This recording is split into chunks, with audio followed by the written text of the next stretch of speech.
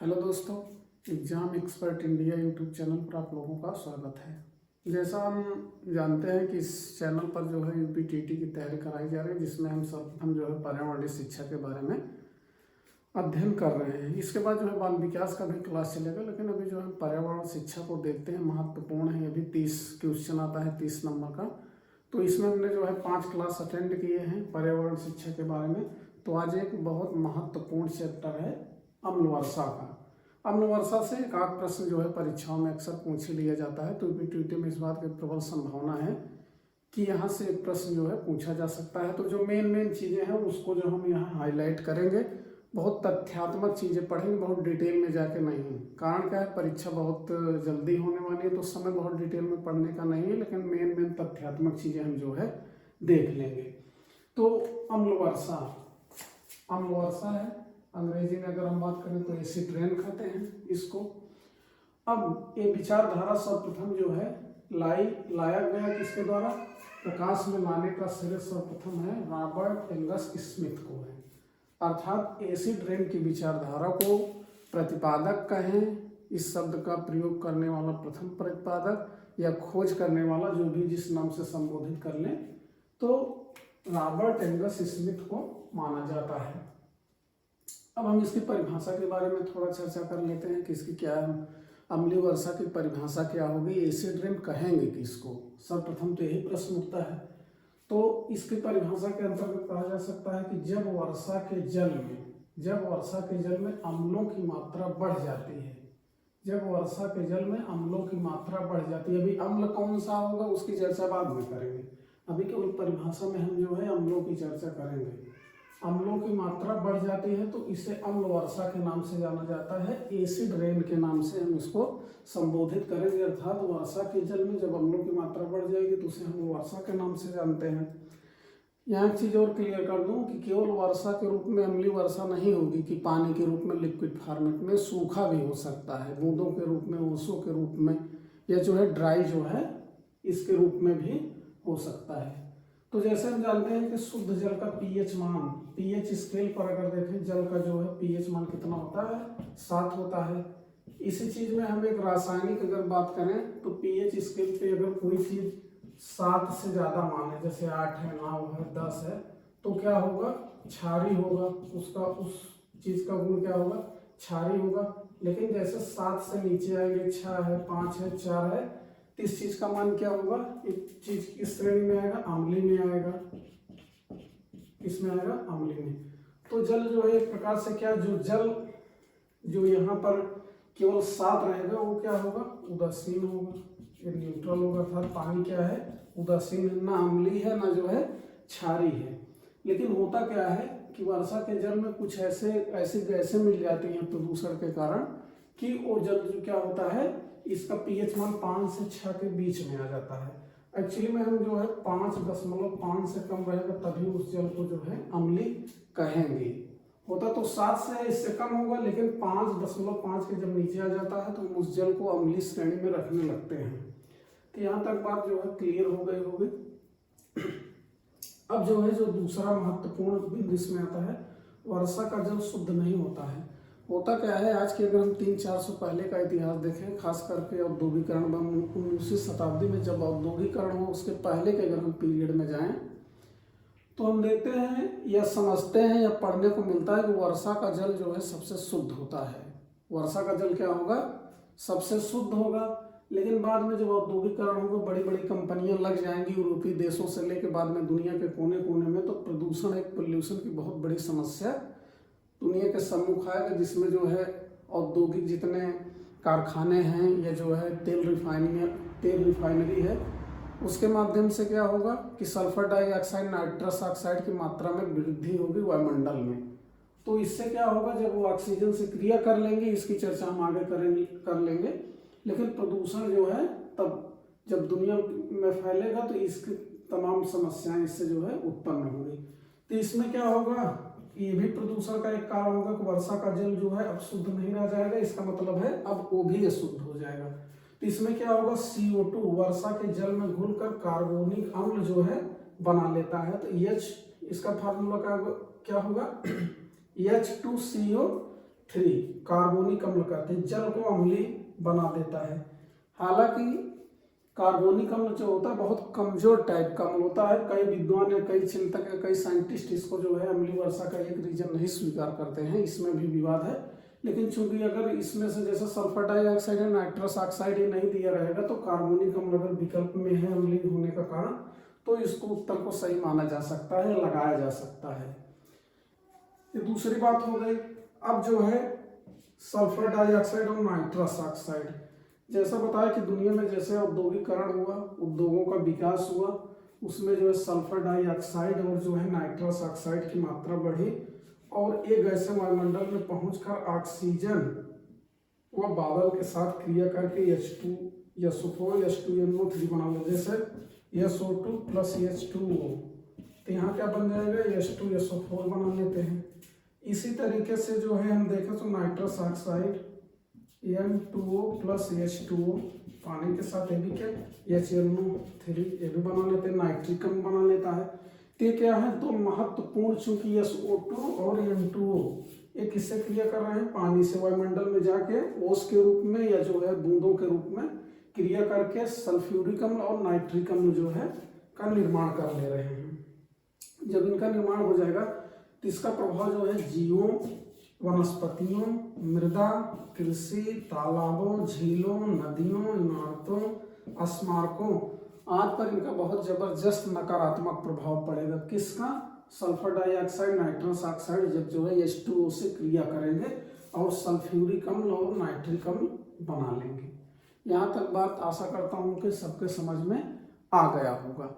अब क्वेश्चन यहाँ से कैसे बन जाएगा, जैसे पूछ लेगा कि एक तो मान लीजिए पूछ लिएगा कि जल का क्षारीय है कि अम्लीय है, क्या है, तो हम बता देंगे कि नहीं जो है उदासीन अगर साथ दिए pH स्केल के आधार पे। इसी तरीके से यहाँ जो है सल्फर डाइऑक्साइड और नाइट्रस ऑक्साइड को टारगेट करके प्रश्न बनाया जा सकता है, या आप जो आगे हम पढ़ेंगे उस पर देखेंगे कि उस पर भी क्वेश्चन बनाया जा सकता है। तो यहाँ एक महत्वपूर्ण आगे बात हम चर्चा करेंगे, वर्षा के जल को अम्लीय बनाने वाली गैसें महत्वपूर्ण है, अर्थात वर्षा के जल को कौन अम्लीय बनाएगा, जो वर्षा हो रही है उसको जो है अम्लीय कौन कौन सी गैसें बनाएंगे, इसके बारे में हम चर्चा करेंगे।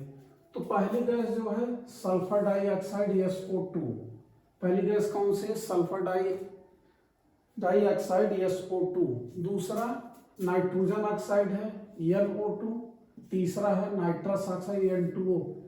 इन सब को, ये सब कहाँ से उत्पन्न, इनके सोर्स क्या हैं उत्सर्जन के, तो बड़ी बड़ी फैक्ट्रियां हैं जहां जीवाश्म ईंधनों का जलन हो रहा है, कोयला हो गया, डीजल हो गया, केरोसिन हो गया, यानी जितने भी जीवाश्म ईंधन है उनकी ज्वलन क्रिया के परिणाम स्वरूप क्या हो रहा है, इनका जो है उत्सर्जन हो रहा है। या कह दे जैसे तेल रिफाइनरियां हैं, वहाँ तेल शोधन हो रहा है, वहां से भी जो है इनका उत्सर्जन हो रहा है। तो इन गैसों को याद रखेंगे अम्लीय वर्षा के कारण। ये बहुत महत्वपूर्ण है, यहाँ से प्रश्न जो है जरूर परीक्षाओं में पूछा जाता है कि कौन कौन सी गैसें हैं जो अम्लीय वर्षा का कारण बनती हैं। तो इसमें sulphur dioxide, nitrogen oxide, nitrous oxide, 3 गैसों का नाम आपको एकदम जो है रट लेना है। अब अगले क्रम में चलते हैं SO2 को क्रैकिंग गैस कहते हैं।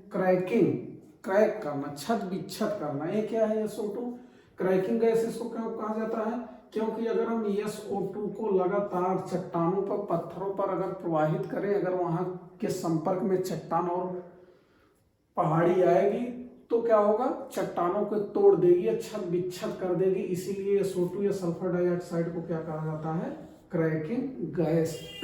महत्वपूर्ण है, इसको एकदम से याद रखिएगा कि किस गैस को क्रैकिंग गैस कहते हैं। तो SO2 सल्फर डाइऑक्साइड को क्रैकिंग गैस कहकर जो है संबोधित किया जाता है, क्योंकि चट्टानों और पर्वतों को ये लगातार संपर्क रहने पर उनको छत विच्छत कर देता है।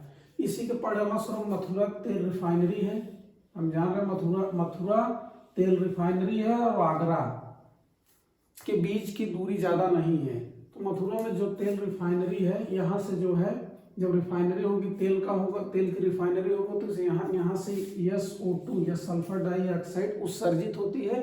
और आगरा में बने, सभी जान रहे हैं कि आगरा में ताजमहल है, ताजमहल चूंकि एकदम सफेद संगमरमर के कारण वो प्रसिद्ध है, उसके रंग को क्या कर रहा है, हल्का पीला कर दे रहा है। इसके लिए जो है कई बार जो है सुप्रीम कोर्ट उत्तर प्रदेश सरकार को जो है निर्देश भी दे चुकी है कि मथुरा रिफाइनरी पोल्यूशन कम करने की दिशा में कठोर कदम उठाए।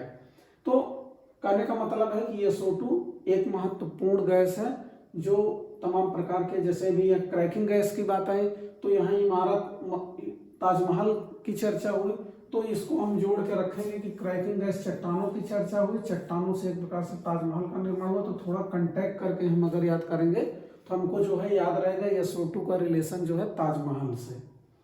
यहाँ तक की चीज बात जो है आप एकदम कंठस्थ करते रहिए ध्यान से। अब जो अगला प्रश्न है, अधिक अम्लता के कारण कृषि पे, मिट्टी पे क्या प्रभाव पड़ेगा अम्लीय वर्षा की, उसकी चर्चा इस लाइन में है। अधिक अम्लता के कारण अम्ल वर्षा के हाइड्रोजन आयन तथा मृदा के पोषक धनायन जैसे पोटेशियम हो गया, मैग्नीशियम के आयन के बीच आदान प्रदान से, किसके बीच में, अधिक अम्लता के कारण जब अम्ल वर्षा होगी तो उससे क्या होगा, हाइड्रोजन आयन H+ तथा मृदा के पोषक तत्व धनायन जैसे K+ पोटेशियम और मैग्नीशियम के आयनों के बीच क्या होगा, आदान प्रदान होगा, जिससे जो है मृदा की उर्वरता क्या होगी, कम होगी। कम का मतलब भूमि ऊसर के रूप में धीरे धीरे परिवर्तित हो सकती है, उत्पादन कम हो सकता है। तो ये जो है उस पर इम्पैक्ट पड़ेगा, साइड इफेक्ट जो है भूमि पर पड़ेगा। अब अगले बिंदु में आते हैं, अम्ल वर्षा, इसको जो है झील कातिल भी कहा जाता है। झील कातिल लेक किलर है, क्यों कहा जाता है इसको, क्योंकि झीलों तालाबों जल भंडारणों में जो जीव जंतु हैं, मछलियां हैं, अन्य जलीय जीव हैं, उनके ऊपर अम्लीय वर्षा क्या करती है, साइड इफेक्ट डालती है, यहाँ तक कि उनकी मृत्यु भी हो जाती है। इसलिए जो है इसको क्या कहा जाता है, अम्लीय वर्षा को झील कातिल कहा जाता है। इस बात को याद रखिएगा कि झील कातिल किसको जो है झील कातिल कहा जाता है। अम्ल वर्षा रहेगा उसमें 2-3 विकल्प दिया रहेगा, तो अम्ल वर्षा को झील कातिल कहा जाता है, क्योंकि इसका जब झीलों तालाबों जल भंडारणों में जाता है तो जो जलीय जीव हैं उन पर बहुत बड़ा दुष्प्रभाव पड़ता है, यहाँ तक कि उनकी मृत्यु भी हो जाती है, इसलिए इसको झील कातिल कहा जाता है। अब अगला है, किस देश में सर्वाधिक अम्ल वर्षा होती है, किस देश में सर्वाधिक अम्ल वर्षा होगी। तो इसका जो सबसे महत्वपूर्ण उत्तर है, महत्वपूर्ण प्रश्न का, इसको हम जरूर ध्यान में रखेंगे, नॉर्वे है, उसके बाद कनाडा है। हालांकि जैसे हम इसकी चर्चा कर रहे हैं, इसका इंडियन कंट्री होता है, तो जैसे नॉर्वे हो गया, इसमें जो है स्वीडन हो गया, आयरलैंड हो गया, ऐसे देश हैं जहाँ जो है अम्लीय वर्षा ज़्यादा होती है। कारण यहाँ अम्लीय वर्षा का ज़्यादा क्या है कि इन देशों में जो है इतने ज़्यादा उद्योग लगाए गए हैं, उन्हीं उद्योगों के कारण इतना ज़्यादा जो है सल्फर डाइऑक्साइड और नाइट्रोजन ऑक्साइड का उत्पादन होता है कि वो जो है अम्लीय वर्षा का कारण बन जाते हैं। इस एरिया में जितनी झीलें हैं, जल भंडारण है, तालाब हैं, सब जो है ज़्यादा से ज़्यादा वो अम्लीय हो गए हैं, इतना ज़्यादा जो है हम लोगों का यहाँ प्रभाव है। अगर भारत की स्थिति देखा जाए तो भारत में जो है अम्लीय वर्षा उतना जो है अभी स्थिति खराब नहीं है, यहाँ तब भी स्थिति बहुत अच्छी है, तुलनात्मक रूप से Norway, Canada, United Kingdom, Iceland, Sweden जैसे देशों की अपेक्षा। नॉर्वे सबसे ज्यादा प्रभावित है, इसको उत्तर याद रखेंगे, किस देश में सर्वाधिक अम्ल वर्षा होती है, तो नॉर्वे। अब अम्ल वर्षा सूचना केंद्र, अम्ल वर्षा सूचना केंद्र में क्या है कि मैनचेस्टर इंग्लैंड, इसमें उत्तर ओस्लो भी देता है, तो कभी उस ओस्लो उत्तर इसका मिलता है, इसका जो है मैनचेस्टर इंग्लैंड भी उत्तर है। तो इसको जो है देख के कमेंट बॉक्स में आप लोग बताइएगा कि सही उत्तर क्या है, सही निष्कर्ष पे पहुंचा जा सके। तो इसी तरीके से वीडियो जो है आता रहेगा, हम जो है अम्ल वर्षा पे आज चर्चा करें, धीरे धीरे एक एक टॉपिक जो है पढ़ेंगे, ताकि जो है ये प्रश्न पूरा फॉर्मेट जो है हमको याद रहे अच्छे से। बहुत डिटेल में बताने की जरूरत नहीं है, जो यूपी टीटी के लिए अनिवार्य, हमारा जो है मिशन जान ही रहे हैं, यूपी टीईटी मिशन 123+ ए है हमारा। 123 सही करने का पूरी तरीके से लक्ष्य, आप लोगों का सहयोग चाहिए। इसमें जो है क्या करेंगे कि जितना पढ़ाया जाए उतने पढ़ते रहिए, तो इसको हम पढ़ते रहेंगे। आगे जो है अगला क्लास देखिए कल फिर आएगा, तो आप इसको जो है पढ़ते रहिए। अगर यूट्यूब चैनल अच्छा लगे, जानकारी अच्छी लगे, वीडियो अच्छी लगे, तो इस चैनल को सब्सक्राइब करिए, शेयर करिए, लाइक करिए। थैंक यू, धन्यवाद।